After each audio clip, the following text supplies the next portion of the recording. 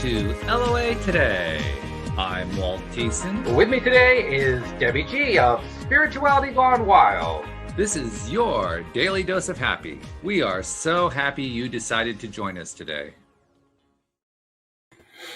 And we're still hoping that Neil's going to be able to join us as well, but we'll just have to see. He indicated he wanted to be here, so something may be hanging him up. Maybe he shows up in a little while, but we'll just continue onward because we didn't want to wait. We got a great guest joining us today. He's courtesy of Debbie G, Kirk Nurmi, and I've been learning a lot about Kirk just in the lead up to the show here today. And this guy's like, pseudo famous here. This guy has a background that just like, if you followed what he was involved with a number of years ago, you know all about it. But for those of you who don't, like me, because I didn't really follow it at all, here's a little bit of an introduction, which he very kindly just supplied. So Kirk rose to international prominence as the lead counsel for the infamous Jodi Arias. The stress of that case brought cancer into his life. And with cancer came big changes, a whole new life, a life wherein happiness is his beacon. And with this beacon in view, Kirk has written for the New York Daily News. He's authored 8 books and has spoken all around the country. And in October of 2020, he debuted his new one-man show, Overcoming Jodi Arias. And Kirk has also appeared on Crime Stories with Nancy Grack. This is like an amazing background here. So first of all, Kirk, thanks for joining us today. It's great to see you and great to meet you. Well, it's great to meet you. And it's always fun to hang out with Debbie G. She's like a bolt of unicorn glitter and caffeine all wrapped into one. So good description. I like that. Yeah. That's very good. I love this. I got to jump right in, and Kirk, is so good to be with you again as well. I want to just throw a couple other accolades that Kirk has under his belt that is shrinking ever so quickly. And This is true. But I learned to see. I'll let you go, and then I'll tell you my secret about my belts. But okay. Okay. I love it. So one of the things that I love about you, Kirk, is the transformation that you bring, the hope that you bring, and the inspiration that you are to all of us. And not just through the belt that's shrinking, but also through your mindful practices, your soul, dude, you rock. You have got these incredible practices that I just love. And I want to give a quick shout out to Phil Stolo, who I've known since I was 18. Love you, Yogi. And Joe Sliker. Hello, darling. Y'all know who that is. That's my better half. And John Stewart from the UK. It's so good to see you. All right, Kirk, how are you shrinking this belt so much? I mean, seriously, you're killing it. Sure. Yeah. One of the things that isn't on my bio because it hasn't come out yet is in January, I reached that mark, and I was talking to Walt off the air about my cancer diagnosis. We just talked about it. That began in 2015. And in 2016, my cancer was declared in remission after the 6 rounds of chemotherapy. But anybody who's dealt with cancer would know that you're in remission for 5 years. And that 5-year mark is when you become cancer free. So 2021 was coming up January, and I'd started performing and doing a bunch of different things. And I have a joke in my one-man show that if people believed that I believe Jodi Arias' story, that I must have some untapped Oscar-worthy acting ability. So given the theory that you might have heard is that, the best jokes contain an element of truth, I just started to, launch a bit of an acting career. And what happened with what flowed from that, if you will, is, these things when we follow our heart and passion, things flow, right? And one of the things that came into my world was a chance to be a part of a Amazon Prime Fitness reality show, we'll call it, called Radical Body Transformation. And so with that program, I began that because, going back to the cancer, this was like January, February, I really wanted to recapture my health. My body was a lot different. I mean, I gained weight through chemotherapy. I had joint pain after chemotherapy. There was a lot going on after chemotherapy. And I decided I really wanted to not just lose weight, but capture my fitness. And this just seemed like a perfect program to do that in. And in a way, it was kind of cool because I got to inspire, hopefully inspire other people that are dealing with cancer. Because while I know that there's people out there watching this show that are either waiting to hear whether they have cancer or waiting to hear if a loved one has cancer.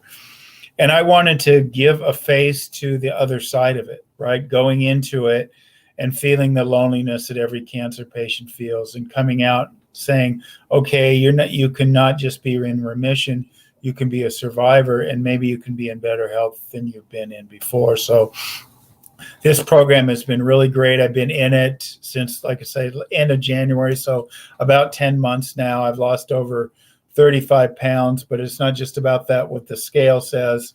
It's about the reformulation of my body. I'm stronger, healthier, feeling more fit than I have in a long time. So it's been a really great experience. And I'm looking forward to that coming out next year so I can add it to my bio there. So yeah, that's a great thing to add too. Yes. I mean, 35 pounds may just be a number, but the way I look at it is that's sort of like the reward for having done the work to make your body better. It's like the indicator, like, oh, look at all that I did. Here's the measure of it. But of course, I get all the health benefits. But you know what, Walt, I had a moment a couple weeks ago, maybe not even a couple weeks ago, a week ago, that I had some new headshots taken.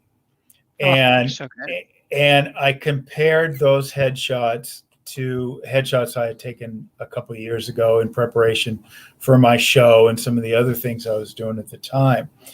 And the difference really struck me, not in terms of the pounds. I was probably about 50 pounds less in the new pictures than I was in the old pictures, because I'd done some other things to try to lose weight. But I saw a difference in myself that I can only describe as a better connection to myself. Nice. And that to me was the big prize. And I posted those pictures side by side. And, you know, one of them, in the heavier picture, I'm actually smiling and everything else. But in the other picture, I was putting on my serious CSI face, right? Because I said in there, you know, I'm a former lawyer dressing like a lawyer so he can pretend to be a lawyer, right? And that's pretty crazy. But so that was my, you know, CSI face. But I could tell that connection was there, and it was a really cool feeling. And I think that's the best part of all this transformation, is that connection to yourself. And, you know, one of the things when I was on Debbie's show talking about how I believe that the better care we take of ourselves, the better connected we are to source energy, and the better are we able to receive the messages from source energy as well. So yeah, that's been just a greatest aspect of that particular journey. And I've gotten some acting jobs as well, so that's good too. I want to pop in. Y'all curious? Okay, let's look. This is that's me back in October 2020 at Stir Crazy performing my one man show.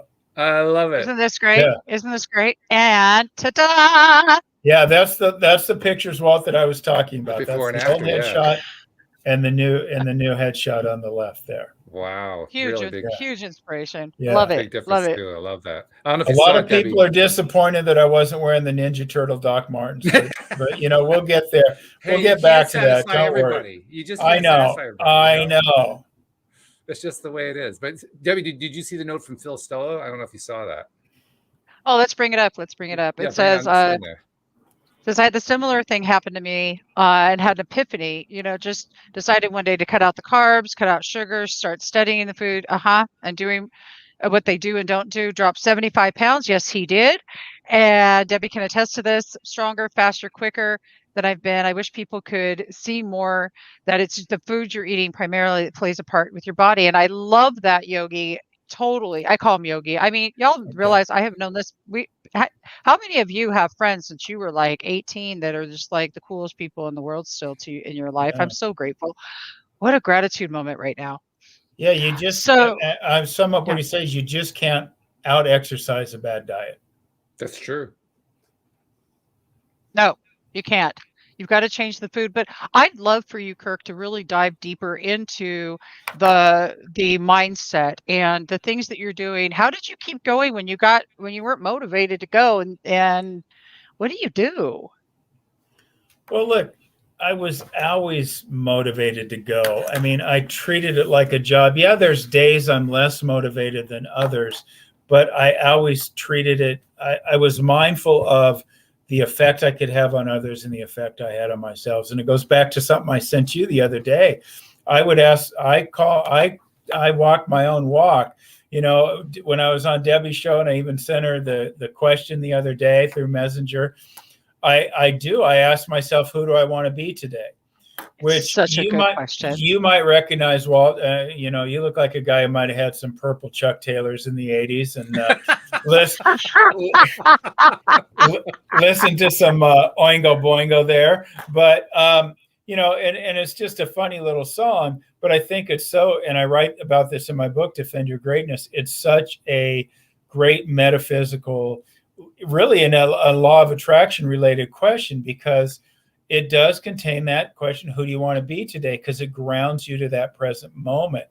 And so, every day I try to set my vibration before I get out of bed. I try to set a vibration, whether, it's usually around going with the flow or happiness or energy or things like that, right? But when I have those moments when I'm struggling, and even when I don't, I go back to that question, who do you want to be today?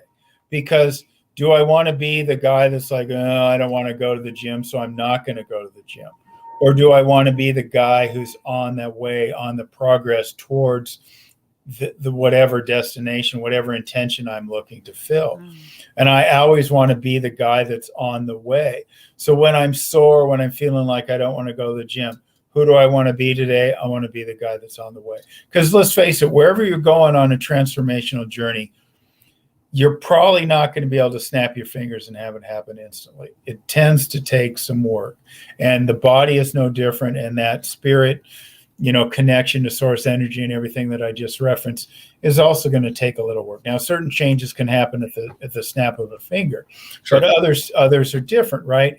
And so divesting myself of that attitude with that, who do I want to be today question is great. And if you ask yourself that all the time, like if you say, who do I want to be today? I want to be somebody who's happy. I want to be somebody who's blah, blah, blah, right?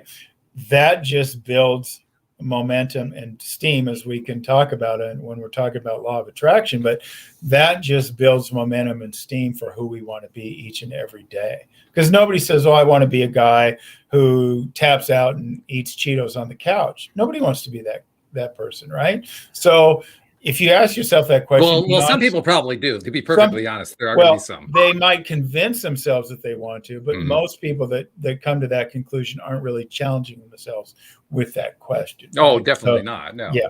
In fact, they're not even interested in challenging themselves with that question. Right. And so that may be the case, but in bulk, most of us don't want to be that. So I ask myself that question every day, that I need that bit of guidance. Mm-hmm. I don't know if you saw, there's a question from Joe Sliker here. I want to throw it up on the screen if I can here, because he asked about the dieting you did. He says, did you or do you do intermittent fasting? I do not, Joe. One of the great things about the program that I've been on with Radical Body Transformation is that it's been pretty simple and straightforward. It doesn't require extreme measures. Now, certainly there are people that do things that are a little more extreme in terms of their diet and everything else. But when I went into this, I wanted to go into this transformation by doing it in a way that I thought most people could do it. Meaning I made slight changes to my diet, but I didn't change it wholesale. And what that turned out to is, like I said, that my trainer, I had a coach all through this process. She says, here's how many calories you get to eat. Here's how many grams of protein. Here's how many, grams of carbs, fibers, fat, et cetera, et cetera.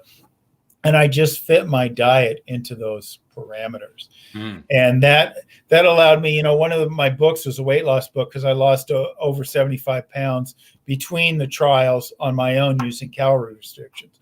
And one of the theories that I proffered in that book is the reason that a lot of these programs don't work is that we're not invested in it, right? So sure. if we join a program, right, whatever it is, I'm not going to slam any of them specifically. We join it and it doesn't work for us. We say that program didn't work. Yeah. Not I failed. That program didn't work for me. Right. Whereas if you're invested, you're into it, you can't pass the buck, right? So when I started Radical Body Transformation and had this figure, it's like, okay, I'm going to invest in how I do this and do it in a way where I think most people can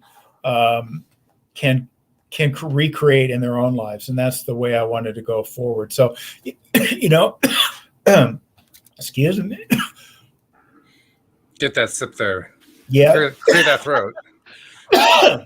I don't have a food scale. I don't have anything else. I'm not doing those kind of things. So, which is probably just as well, because you can drive yourself crazy with that. Yeah, stuff. you can drive yourself crazy. I know some people do that, but I wanted to do it in a way that was easy to recreate. So that's good. So that's really good. I'm curious. I want to two things. One, I love the whole intermittent fasting because what it does, it gets rid of the visceral fat, and that's why I like it. I personally think it's awesome. But I also agree with you, Kirk, because I've done it that way too, where I'm watching what my intake is. And let's just face it, if your intake's more than your outgo, you're going to get fat. That's about the bottom line. That's it. Seriously, you're going to get fat. I was 300. Yeah, I was 290 pounds 22 years ago. And I'm going to tell you, what goes in, if you're not, and movement. That's the other thing, the movement, just getting moving. But Kirk. Oh, Debbie, you want to get me started on movement? Like moving across like walking across the street? Debbie confessed to me that she's got like a personal trainer. So I'm going to get my ass beat. I swear to God. Yes, he is. And he's still, I still see him working those people. I'm not like crazy. Can I tell you what? But I did tell you about my big. I want to get Joe on my team on this too. So Joe's going to get his ass over there too. We got to get on. Kick both. No. I'm not just going to own all that by myself. But I will tell you what we did do. What I will tell you is that we have the rebounder, the jumpy jumps. A trampoline? The jumpy jumps. I call them jumpy jumps. I don't know. Okay. Trampoline, the personal trampolines. And we set them up in the garage under a rug, and it's like kind of cool. We've only done it once, but I mean, I love it. My dedication. So Debbie, you're telling me one time bouncing on the trampoline with your fiance did not make all your fitness dreams come true? Is that what you're telling me? I'm telling you that. I'm telling you that. I don't think I've ever seen Debbie derailed like this. This is really interesting. It takes more than once. Apparently. All right. We've learned a lot about fitness here from Debbie G. I heard today that I could. No, somebody said today that I just told my cells that to lose the weight, and it worked. And I thought I'm just gonna, Kirk. I'm actually curious about this part, your mind and what we're telling our body. And do you like work some Joe Dispenza style stuff going on in here at all? You mean this? Are you proposing the simple idea that I can just sit and think and lose weight? Is that what you're? I mean, no, really. That's what somebody said. That is what someone said. I mean, I'm not trying to make fun of you. I'm trying to, No, really. Somebody said this earlier that somebody that they knew, and they just started seeing their cells shrinking, and they started losing weight. I've never personally tried that one. Well, I think a lot of people have. Yeah, and? I mean, I certainly wouldn't subscribe to that theory. No. Yeah, probably not, right?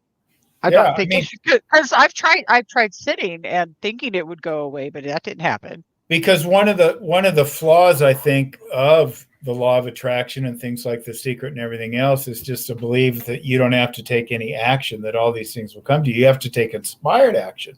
So no, I don't think you can sit there and lose weight. No, I'm sorry. By the way, I wanted to take a moment to kind of destroy a myth. Okay. The myth is that the movie The Secret and the book The Secret don't teach you to take inspired action.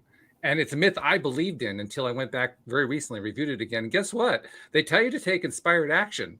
So I just wanted to kill that myth before it got too far out there. Well, let me tell you this way. I think a lot of people see that as that way, right? That you don't have to do anything. Yeah. And that's what I was speaking to. Because I'm a big believer in inspired action and more than one go around on a trampoline to secure your fitness goals. Yeah, it's kind of like the old story about the woman who joined the karate class, but then she found out that she actually had to go to the class in order to get benefits out of it.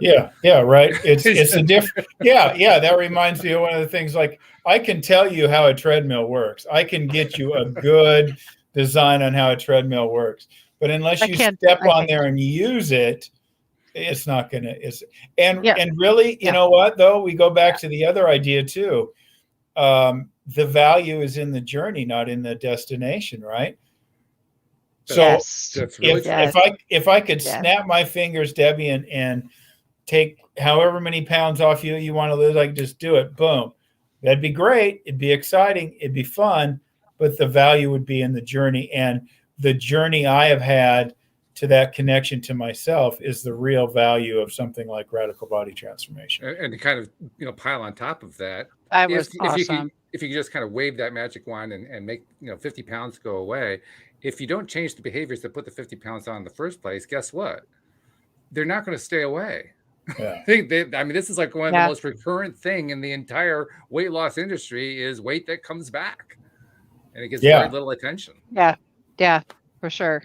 Yeah. And I want to just bring it. Joe says if you think pizza isn't fattening, then it's not fattening. Yeah, well, I'm pretty sure that's not true either. But hey, just saying. But I think that what you just said is so perfect because it's the value in the journey. It's enjoying the moment in the moment. I just watched this movie called Soul, and I keep talking about it. SOUL by Pixar. Have you seen that? Okay, Kirk? I have not. Yeah, I've seen that one. That's good. Really good. But because the value is in the journey, just exactly what you said. And it is depicted within this movie so well. And it really helps you to see that it's not the destination we're after. It's really being here in this moment today, now, and appreciating the beautiful flowers that are here and just life, appreciating both of your beautiful faces, just the fact that you're here and you're breathing and you're on here with me. But it's that journey. And part of the journey for me is learning about new ways to approach this thing we call food and diet and exercise. And I want to own my block is because I feel I don't like it. It's painful at first. I'm just going to be honest. It's kind of painful at first, and it doesn't really feel good. And I'm such a so that's kind of my thing. What's painful? When I start working out, it's like after it's supposed to make you feel all great, and I'm like, it doesn't feel good. You know what I equate that to though is it's a physical manifestation of your comfort zone, right? Mm-hmm. It's a physical manifestation of your comfort zone. Shit. So when you change what you're doing with your body, the body becomes uncomfortable. Mm-hmm. It's just that simple. Which is a good thing, actually. That's a signal. I mean, that's basically what it is. Awesome. That's your body talking to you and saying, hey, pay attention. This is something you need to address, because if you don't, you're not going to like the consequences that come out of it. So it's actually good news when you get that message. And listen, the side bar to that, if you will, is that, habits, one thing I heard recently, habits are the domain of the ego. And so because the ego thinks that you're comfortable, you're alive, you're doing fine where you're at, don't make any changes. So in essence, you have to retrain your ego, because now, Debbie, I'm to the point where if I'm traveling to go speak or act or whatever, and I'm out of the gym for a couple of days, that feels just as uncomfortable in a different way as you when you hit those first couple of days at the gym. Okay. What you just said is so key. For anybody listening right now, please let us know how this is resonating for you and sinking in. That was Phil actually just magic. said something. Let's throw up what he said throw it on screen. He said, moderation is the key to the success. You have to start out slow and take your time and work as your body allows you to do it. I love that. But also you guys, this important part about the comfort zone, and thank you, Yogs. I totally agree with you. But also what you just said, comfort zones. Anytime that we're doing something, it's uncomfortable and it makes complete sense. Does that make sense for y'all out there? Anybody procrastinating on doing something because it's uncomfortable, like I just own that I do. Yeah, and I would disagree a little bit with Phil. I mean, I think there's obviously some issues when we talk about physicality. You can't go out there and run 20 miles a day and, you know, from going for 0 to nothing and expect that to work out, because yes, you're going to injure your body and things like that. But my challenge in that regard is you still can't stay there. Part of it makes me feel like you're staying in your comfort zone, like moderation and things like that, right?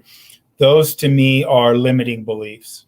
So, you know, moderation is a great way of limiting yourself. And so saying, do what I'm capable of and start expanding what I'm capable of. And that's why I think, like, when we talk about coaching or anything like that in this domain, somebody can help you expand what you think you're capable of. Well, I think it's valid. I think it's an excellent point that applies certainly to people who are looking to make radical changes, make dramatic changes in their lives. The thing that I like to remember, though, is that doesn't describe everybody. There are people, and I can think of a few in my own life, who don't want to make big changes in their lives. They're very content with making small changes. As long as they feel the growth coming, then they feel like, okay, their life is progressing the way they want to. And you know what? I applaud them for that. Heck, one of them is my wife. Yeah. You know, that's exactly how she feels. And I'm not one to tell her that she's wrong about it or that she could be doing better or whatever, because that's the way she feels about it. So yeah. And I think it's a difference between evolution and transformation. I think there's a big difference. And I think what you're talking about, Walt, is evolution. And there's no denying any of that, the validity of any of that. But when we're talking about big changes, then there has to be a difference, right? That you've got to pick up the shovel, right? And if you're one of the people who wants to make the big change, then now you know what the gauntlet is that's been thrown down for you. Yes. You can't just you can't do a halfway measure and expect a full way result, I guess is what the problem is there. Yeah. That's exactly it. And I love this. And the reason I do is because when I'm thinking back to when I was 290 pounds and I'm thinking about the extreme things that I had to step into and do and just start absolutely. Oh, I mean, I just stepped into it. Was it uncomfortable? Oh my God. It was really uncomfortable to lose 150 pounds. I'm sure. It was really super uncomfortable let me tell you, want to talk about pain. You know what? I'll never forget it. Rodney Yu yoga. I'm sitting in the living room. My children are young. This is a long time ago. And they look at me. They're laughing so hard, these two boys, because they can't stand it, because they say I look like a sumo wrestler. And they're right. I love that. I probably did. But I remember that exact thing right there. I had to be willing to go beyond what was comfortable. Beyond what and so this is such a precious day today.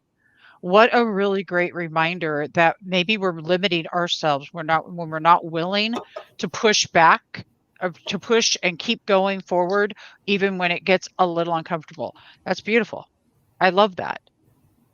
And again, I think that comes down to, what is it that you want? What? I mean, this is ostensibly about the law of attraction. Who do you want to be today? That's part of it. But ultimately, and this is something we've been playing with lately, LOA can stand for a lot of things that basically expanded well beyond this whole idea of a law of attraction. I mean, it could be life of abundance. It could be Little Orphan Annie. It could be all kinds of stuff. But the point is, it's a lot broader than just this law of attraction thing. Because, I mean, just like we don't wake up in the morning and say, well, you know, today I'm going to apply the law of gravity to make sure that I keep my feet on the ground and I keep perfectly balanced. No, it's not the way we think about stuff. I'm just going to go live my life. I'm going to make my intentions and do my stuff and all that kind of thing. And I'm advocating the idea that we want to do the same thing with LOA, with the law of attraction. We want to think beyond that. And that's what I'm loving about this conversation. We are thinking beyond that. We're taking it to the next level. How am I going to live my life? So a long-winded way of getting around to the point that I was originally making is, what is it that you want in life? Once you know what you want, it's actually pretty easy to figure out how to get there. I would put out there the idea that a lot of people haven't been able to figure out what they want from their lives. Because until you can define what you really want, you can't get it. And until you actually can how many people that you know who are perhaps on the fence about what we're talking about here? We're talking about taking that concerted effort, going outside the comfort zone and so forth. How many of the people who are on that fence do you think have a really clear idea of where they want to be? Because I'm willing to suggest the idea that they aren't as clear as you think they are. Well, here's what I would suggest, though. I think they clearly want to know how they want to feel. Yes, I agree with that. Yes. Mhm. And they don't know how to connect to that feeling. Yes. And the object or the career path or whatever it is, they don't understand that there's a feeling behind that they really want to connect to. And that those are one of those things, like we talked about earlier, that can happen like that. That's right. Right? Yeah. Yeah. So the real challenge here is really stretching the imagination, learning to apply that imagination and really put together in as much detail as you can. This is where I want to be. This is what I want to feel. This is what I want to experience as clearly as we can. I would disagree in the sense that I would say it doesn't require an expansion of the imagination. It requires a decluttering of the things that are blocking you from your imagination. Okay. Because we had an imagination when we were 5 or 6, right? Well, especially those people that are a little older and didn't have video games to play with. We had the Legos, we had the blocks, we had to pretend a little bit, right? We had that imagination. That stuff was all there. We had those, what do you want to be when you grow up? We had all these fanciful ideas and everything like that, right? And what I call the demon of practicality comes back over our head and swats us upside the head and say, you're supposed to do this. You need to join the family business. You're supposed to do that and that and other thing. And then we're, in essence, taught to disconnect from our imaginations. Exactly. So what we really got to do, what I really believe, and I talk about this in Defend Your Greatness, the basic principle of Defend Your Greatness is we were born great. We are born with, for a certain reason, a capacity to do that, to bring something to the planet. And it is the demon of practicality that is more often than not taught to us by well-meaning elders. It teaches how the world is supposed to function, how life is supposed to be, right? And we hear these phrases like, life sucks, then you die, that kind of thing, right? And those become part of the zeitgeist. And we believe those because so many people are telling us things of that nature, whether they're saying it in that way or not. And then that imagination, that hope, that contact, that's why I talk about our contact with source energy. We divest ourselves from that because we're told we need to chase this demon of practicality. And that once we arrive at that destination, that certain point, typically it's an economic point or a career, which I call a transitory identity, that happiness is supposed to follow. The problem is we put the cart before the horse, and we stand there when we've reached this destination, this point in our lives where the happiness is supposed to arrive, and we're like a dog waiting for the mailman for the happiness to arrive, and it never freaking shows up. That's right. And we were sold a false promise.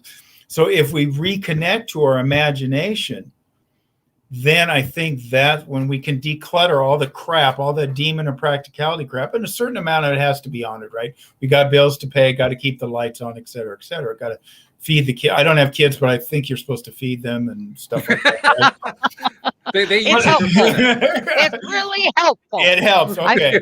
I've done mine a lot. All right. A lot. Yeah. But you get my point. So, but that practicality becomes limiting, right? And so many people, when we were talking before I started, like that shift I had, I know so many lawyers that are just running out the clock, right? I mean, I got a buddy of mine now who is an attorney. He's like 9 more years of this stuff. He says naughty words, but 9 more years of this stuff. And I think, why are you living your life just running down the clock, waiting for this moment to be happy? And it may or may not arrive. I had a buddy who did the same thing. He was an engineer. He's got big plans. He's got the little cubicle and he's got the retirement clock. His retirement lasted no more than 6 months because he was killed in a motorcycle accident. So he was waiting for this moment of bliss to arrive, right? And we're told, I was thinking about this the other day, we're told when we're young and we're graduating high school, this is going to be the best time of your life. Then it's going to suck until you're 65. Then you get to have some more. Then you're going to get to have some more fun. What a bunch of hooey. I think if we reconnect to our imagination, then we start to realize that it's a bunch of hooey. It's interesting too, because I think it's more than just, obviously the kind of story you told is the one that kind of gets our attention. The guy dies 6 months in and all that. Yeah. But it's almost actually worse for somebody who lives a long life, but they still never get the happiness, because it turns out the happiness never shows up. Yeah. It can't show up until you decide to become happy. But they And don't guess tell what? you that part. Yeah, but you can do that today. That's one of those changes Exactly. you can do today, right now. Exactly. Yes, we could do it right this second. Right I freaking love now. Well, both of you are on point with this. See, and the fact that movie, that's what this is about. It's about he waits his whole life and to play with this, he's a musician and he waits his whole life to be this thing, right? To get on stage and do this thing.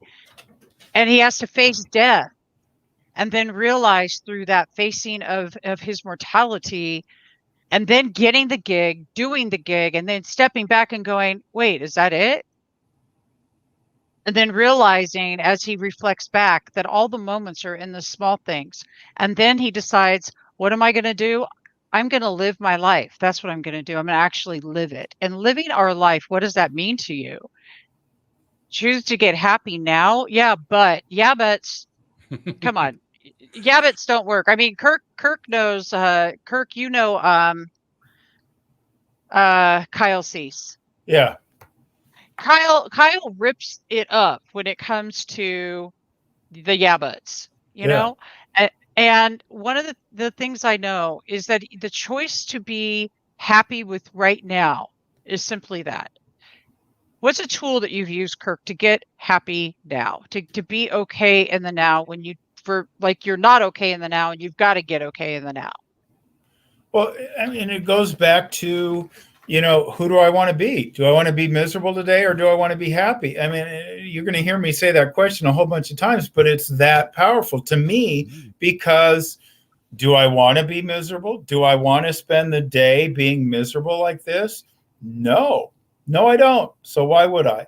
And typically there are reasons, whatever we're not happy about, there are reasons to be happy. I mean, I think one of the things, and maybe Debbie, this is what you're referring to, I have a gratitude buddy. Her and I text each other every morning with 3 things we're grateful for. Nice. I like that practice. And it has a little bit of accountability to it because you have somebody else. So one person forgets, the other person will text, and then you go, okay, yeah, I'm going to do this, right? And so that's one of those things. And the other little thing I think about is get to versus have to. So many people think I have to go to work. Okay, that may be true on some level, but think about the things you get out of your job, meaning you pay for the electricity, that food you have to feed your kids that we just talked about, all those sort of things. You get to go to work, so you get that paycheck. Now, it may not be your ultimate destination. I'm not saying you got to be happy with the job that you hate, but you get to draw all these benefits from it, and that you can be grateful for, and that then you can get into a happier mindset right away. And that has some very important benefits along with it too, because once you get into that happier mindset, that's when the job can change. That's when it can start evolving in the direction you really want it to go. Well, the reason it can't change is because you haven't gotten into that space in the first place. You got to change. Or that's how you can evolve, either in the job or away from the job. Well, exactly, yeah, because it's obviously now y'all are just sparking. This is called spark the G vibe. Okay, so you guys, the gratitude vibration just. The law of appreciation. They talk about the law of attraction, but the law of appreciation, and that's exactly what you're talking about, you guys. Because when you get into your day and you start appreciating the water that comes out of your sink. Did y'all know? Because I see you, Susan, right there talking about depression, and I'm going to tell you right now, what Kirk just said, what we've been talking about, some of these tools may very well help you if you put them into action. But if you ever stop to think about the water that comes out of your sink, how did it get there? Somebody out there busted their ass and put these pipes in. Somebody once first had it in their imagination. Mm-hmm. Can we just get appreciative over the water that comes out of our sink? And if you touch it, it's very soft. Mm-hmm. Gotta love water, But, Yeah, Just but to the I mean, flow. you can go deeper than that. You can be appreciated for breathing. You can be appreciated for being alive. You can, I mean, Take you it. know, you know, Take it. because that right there, all those things, you can sit there and say, "Oh, water doesn't mean it." You know, yeah, it does, and you just have to be willing to accept it too. Like you say, Debbie, a lot of people wouldn't think about the water in their sink, right? This comes out of their sink, but how much they can do with it. But even if it's just our breath, you know, so there's so much to be grateful for out there that you know, it's easy to find 3 things every morning. Even I just look around, and even if it's just my dog's still alive, my marriage, you know, my breath, the fact that I've got cereal to eat in the morning or whatever I'm eating in the morning, right? So all those things, there's so many reasons to be grateful, and that appreciation can start moving us more towards our bliss and our greatness. I think this is a good time to bring in the concept of the habit as well, because when we're not in a happy place, which basically means we're unhappy, we're angry, we're depressed, we're irritated, whatever it might be, we are focusing on that on a regular basis, and it has become habitual. If we want to start changing that habit, which we have the capability of doing, I mean, our brains are, you know, they're very pliable. We can make changes like that, but it's not necessarily a change that's going to happen instantly. So we have to become kind of dedicated on a daily basis, on an hour, sometimes hour to hour, minute by minute basis. I'm going to reprogram by focusing on 3 gratitudes, by focusing on the fact that I love the water and where it came from and who, you know, whatever it is we can focus on to make that shift. But the point is, it is a change in habit, and habits can only change by making the new habit. You can't just eliminate a habit and make it go away. You have to replace it with something, and you got to replace it with something that actually serves you. So I want to bring that in. Well, I think it does take vigilance, Walt, to take your point, because, you know, there's no, you know, like you can't just lose weight for a while and then that's it. Then you're done for good, right? It just doesn't work that way. At least in the same way, Debbie can't just jump on her trampoline for 5 minutes one time and become skinny. It doesn't work that way. So it does take constant vigilance. But when you start expanding your awareness towards these things, I think you can stop that negative ball rolling. And that's what I'll try to do, right? So if I'm getting down, I just jump off those train tracks, right? And think about those things. So like if you say somebody's got those bad habits, and what I think about what I said before, habits are the domain of the ego because they feel like they keep you safe. And if you think about that, that's so true, because the ego tries to keep you safe and those habits try to keep you safe. So those negative habits, you're alive, you've got food, water, and everything else. The ego doesn't see any need for change towards this happiness stuff. I don't need this stuff. I don't need this happiness. We're alive here, right?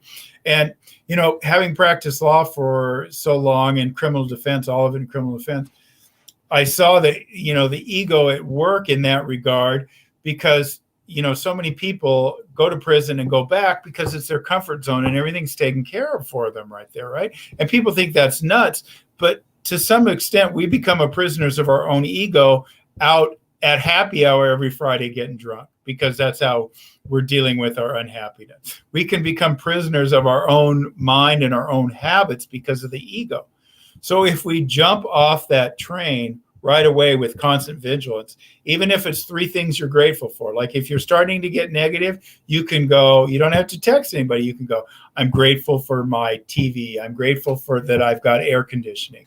I'm grateful that I have food, whatever it is. I'm grateful for my breath, water, whatever it is. All that stuff, you can start jumping off that train and start taking those negative habits away.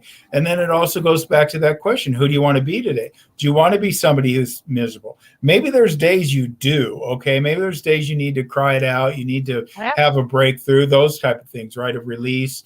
You can start healing through your tears. Maybe you need to do that, right?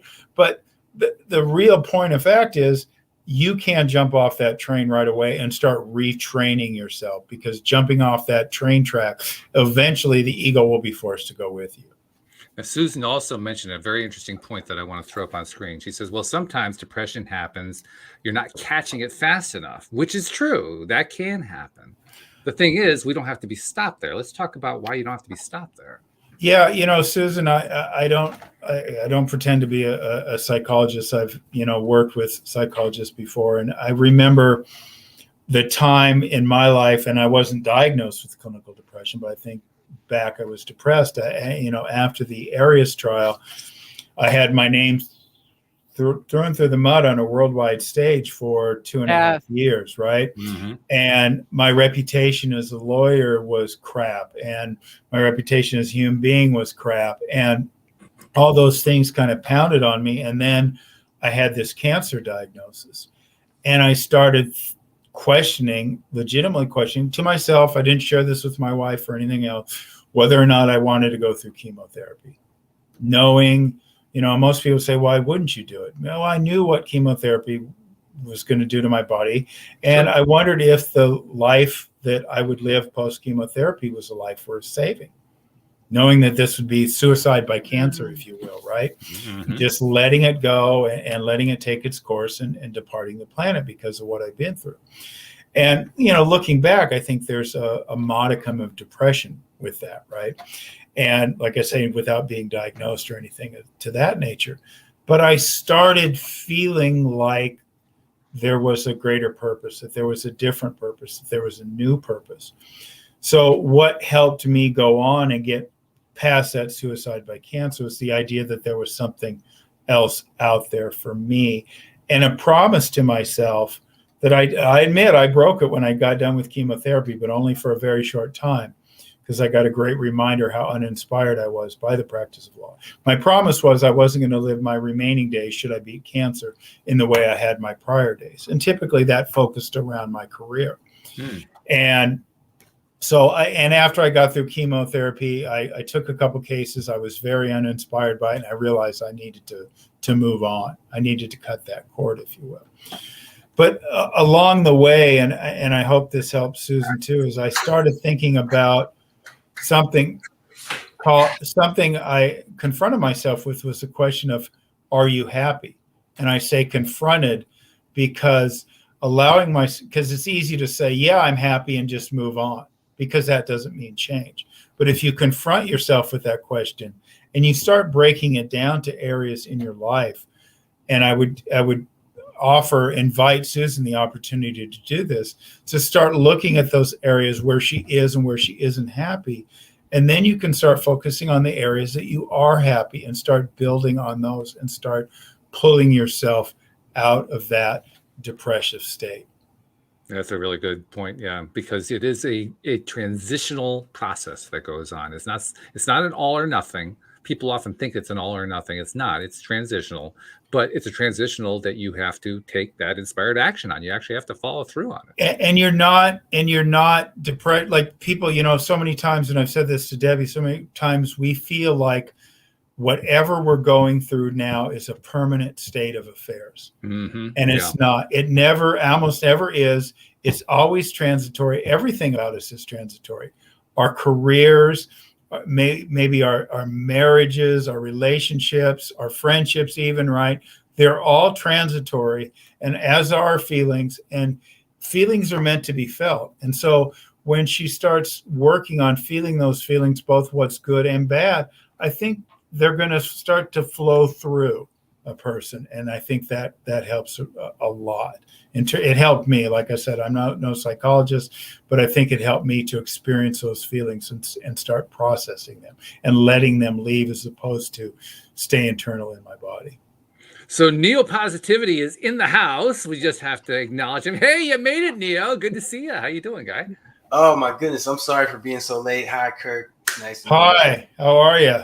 Good. I had a meeting at 2:30, and I'm thinking I'm good. I'm like, all right, yeah, it's a huge meeting, and it was 2:30 her time, which is Texas time, which ran into, so it was like a scramble for me. I was like, I can't meeting. Huge meeting. Basically, I think I just started my son. I think I just started a practice where, well, basically I got a dentist office that I'll go and speak with once to everybody, and then 2 sessions a month to each of their employees. But there's 7 offices, which means I need more law of attraction minded people speaking up to teach these people the law of attraction and the benefits of it. So, Walt and Debbie, if you guys are looking to make a couple extra dollars, All right. people in dentist's office, dentistry has the highest depression and suicide rate of any profession. Editorial comment from his son there, by the way. I mean, that's the kind of show. That's the kind of note you end a show on, isn't it? You just, Walt, if you could isolate that sound effect and just, end every show with it, that would be great. Oh man, but yeah, that's what happens when you're a stay-at-home parent. No, but that's what happens when you tap into your joy. Yeah. That's what happens when you tap into your bliss. Can we get a from everybody, please? I mean, for real. I'm happy. Yeah, that whole thing just happened. You guys were the first two people I thought of. I said, okay, well, if there's too many people for me to handle, which is going to be immediately, because you got to think, a dentist office with 12 employees, each get 2 sessions, plus the first. That's 25 hours a month worth of work. You guys know I don't work that much. No. Well, so I'm definitely going to be handing these offices off to you guys. And Neil, I got to tell you though, the bright side of that is, I was a lawyer for over a dozen years, and there's so many unhappy lawyers out there. Oh. But there's, and I coach lawyers. I've got some clients now who are lawyers, but it's amazing how few are willing to connect to their angst, connect to their depression and everything like that. So the bright side of that is I applaud all your dentists for doing that, because so many people in the legal community are just so convinced that their misery is just going to be a constant until they retire. We've been talking about that a little bit. So really it's such heartening news to hear that dentists are looking to move beyond their pain. Absolutely. It's a lot. Plus, they spend like $30,000 a year educating each of their employees. So to lose them to another dentist office, just leaving the dentistry industry completely would be such a shame. So yeah, I've been an avid advocate of that for a little bit now, and that meeting was crazy. So be ready for that, you guys. That's up next. All right. That is seriously awesome. We're 4 on. That's for sure. Oh, by the way, JB was asking, how do you reach out to Neo Positivity? It's right on the screen there, neopositivity.com. That's where you go. It's the easy way to reach him. Send me a message. I'll get it together. And if you guys ever want to go live, let me know. There's a link where you could just schedule it, and we'll go live and talk about the law of attraction for 10, 15 minutes, any random afternoon. I need my fix. I didn't get my fix this week because I was late, but, I need my fix, my daily law of attraction dose. So looks like JB wants to help out. He says, I would love to help teach people about LOA. So you got yourself another candidate there. There you go. neosloasummit.com. Go to that website. That's the landing page for the summit. I want to see everybody there. Beautiful, November 20th. All right. Kirk, you're Yeah. there too. There you go. So I want to go back, though, to what we were talking about with Kirk, because this is a really important thing that we were talking about. We were talking about well, first of all, the habits that we get into, but also the fact that they can be treated as transitional. And I want to really hammer that point for a second, because I loved what you said.